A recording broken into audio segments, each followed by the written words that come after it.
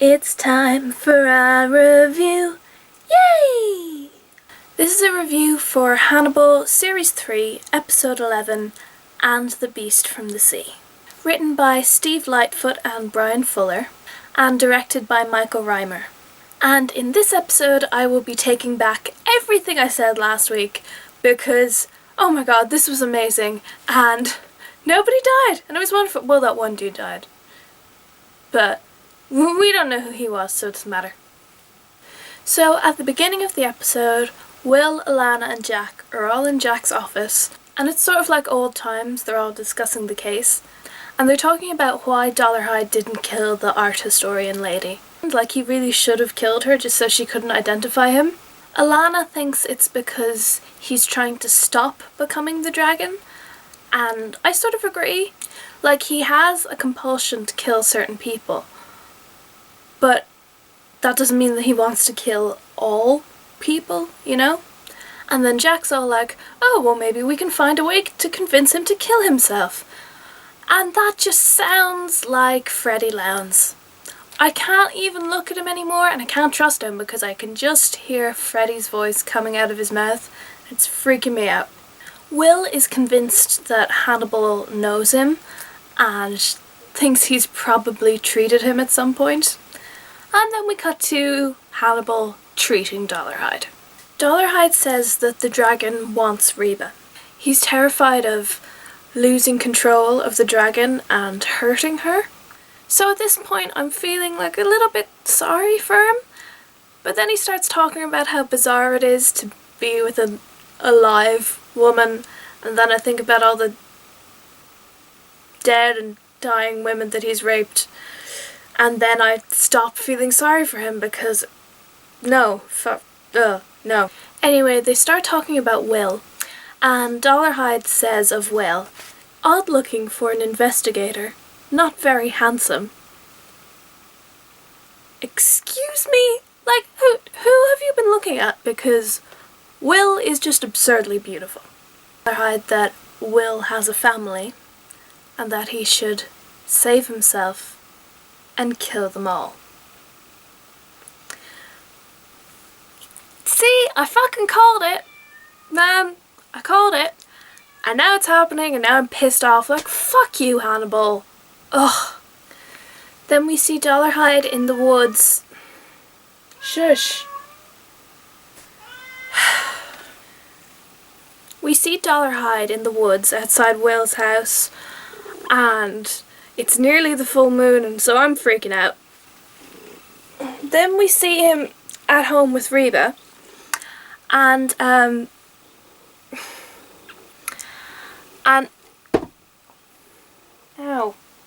And they end up curled up on the couch watching film of his soon-to-be victims. Like, Reba isn't watching it, obviously, because she can't see it. And it doesn't have a soundtrack, so she's just there, snuggled up with her boyfriend, listening to music while he's working away on his film project. And it's all nice for her, but she doesn't know how fucked up it is, and I'm so concerned for her all of the time. So fuck you, Dollarhide, and also fuck you, you poisoned the fucking dogs. You poisoned the dogs, you poisoned the dogs, you fucking asshole. Molly and Walter rush all the dogs to the vet. How did they manage that? I mean, there's like at least 10 of them. How did they get them all in the car? Also, they live pretty far away, so how did they get there fast enough? I don't know, but they did, and the dogs are fine, so that's all that matters. And we find out that Will usually makes the dogs food from scratch, because of course he does, because he's a sweetheart. But that is a lot of work. Like, I don't blame Molly for not doing that while he's away, because there were so many dogs. That must take a lot of effort. And Walter calls him Dad. I hadn't picked up on that before, but oh.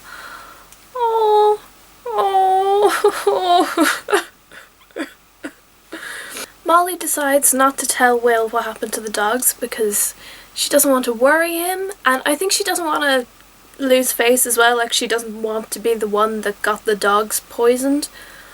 But obviously we know that that's not a good thing, because we know that's a sign that Dollarhide's coming for them, and they don't know that, and if they told Will, he would know and he would hide them, but Dollarhide's coming for them, and obviously they're going to be killed.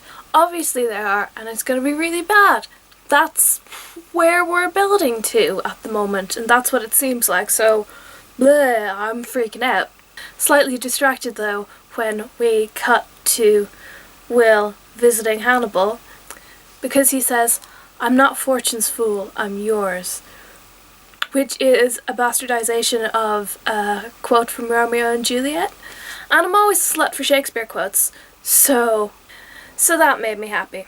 Anyway, Will is confronting Hannibal about him being in contact with Dollarhide, and Hannibal, of course, is being deliberately obtuse. Hannibal says he knows who the next victims are, and Will asks him if he's willing to let them die. "They're not my family, Will, and I'm not letting them die. You are."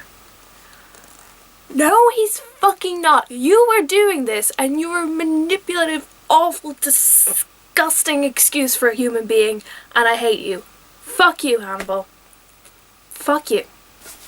So, Dollarhide is getting ready to go and attack Will's family, and we see him put in his animal teeth and bleh. But I think Molly must secretly be a ninja or something, because there is like the tiniest of sounds, and she wakes up and she's like, "What?"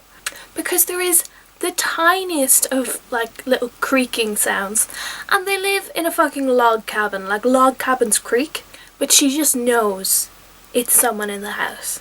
So she breaks every horror movie cliche by not going to investigate in her underwear. Instead, she puts on her boots and her coat, and she sneaks into Walter's room, and she wakes him up quietly and gets him in his shoes and his coat, and then sends him out the window to escape while she sneaks downstairs to get the car keys.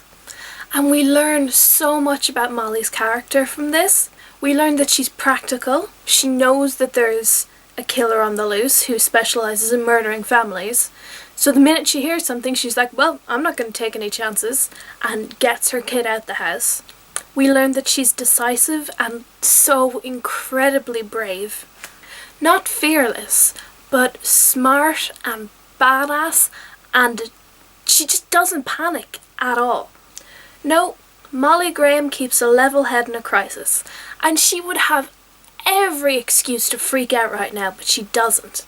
Despite that though, I was still so terrified for Molly and Walter in this scene, especially when she goes to unlock the car and it sets off the alarm. Oh dear God, I was sure they were done for then. But they run for the road, and Molly throws herself in front of a speeding car to stop it, to save herself and her kid. And even then she doesn't panic. She just grabs Walter and throws him into the car and starts yelling at the driver to get back in the car and drive them away. But then Dollarhide shoots the driver. And she still doesn't panic. She just hops in the car and speeds away. So Dollarhide shoots out the back window, shoots her in the shoulder, and she just keeps driving and keeps going and gets away and saves her son. And that is because Molly Graham is a complete and utter badass. And now her and Will are gonna have matching scars, which is kind of cute. I mean, horrific, but as cute as this show ever gets. Will shows up at the hospital, and Jack is in the waiting room with Walter. And I'm really glad that Jack is with Walter, because Walter needs, protection and just someone to be there while Will's on his way. But I just don't trust Jack right now. And maybe that's unfounded, maybe it's not, but I just don't. Will goes to talk to Walter, and I really like how just honest he is with him. Like, he's gentle with how he tells him the truth, but he doesn't lie at all to the kid. And that's because Will is such a good dad. Walter has found out about Will's past, and he tells Will that he should kill Dollarhide. And I kind of tend to agree. Then we see Alana wheeling the phone into Hannibal's little area, and the jig is up. Alana knows that Hannibal hasn't been talking to his lawyer, he's been talking to Dollarhide this whole time, and she and Jack insist that he help them trace the call and catch Dollarhide. And then we cut to Dollarhide in his house, and he's fighting the dragon, so he's essentially, beating himself up, and it really looks like the dragon's won. And then we see him in the dark room waiting for Reba, and when she comes in, he starts talking to her in his dragon voice, and so I'm freaking out. I'm positive he's about to kill her. But then the Francis part begins to break through, and he manages to gain control of himself. He breaks up with Reba because he says he doesn't want to hurt her, and Reba's really pissed off because she's a grown woman and she can take care of herself, and she doesn't need him deciding what's best for her and doing things to protect her. And ordinarily I'd agree, but in this case, yeah, he should totally protect her from himself. She just doesn't know, and it breaks my heart that she has no idea how lucky she's just got. Like, she was literally just about to be murdered horribly. So Dollarhide calls Hannibal, and Alana and Jack are listening in and tracing the call, and he's so frightened that the dragon is gonna get Reba. And then for a moment the dragon breaks through and says, "Think how easily she would tear." And it's so fucking creepy and gross. And Dollarhide doesn't want to tear her, he wants to protect her and love her. But the two parts of him just keep splitting further and further. Hannibal appears to be cooperating and keeping him talking, but the minute Dollarhide mentions Reba by name, he says they're listening and hangs up the phone. He doesn't seem to want Dollarhide to give up any more actual information. And by the time the FBI get to Hannibal's old office, he's long gone. "You're not the only one who keeps their promises," Alana says in her new scary voice. And she is indeed a woman of her word. Hannibal is trussed up in a straitjacket and strapped to that wheelie thing and muzzled, and there's orderlies packing up all his books and his drawings and his toilet too. And he deserves it, because he's a lying little bitch. So Molly wakes up in her hospital bed and sees Will asleep and all twisted up in the hospital chair. When Will wakes, he says, "Wally's safe. The dogs are safe." Because Will is a good husband and he knows exactly what her priorities are.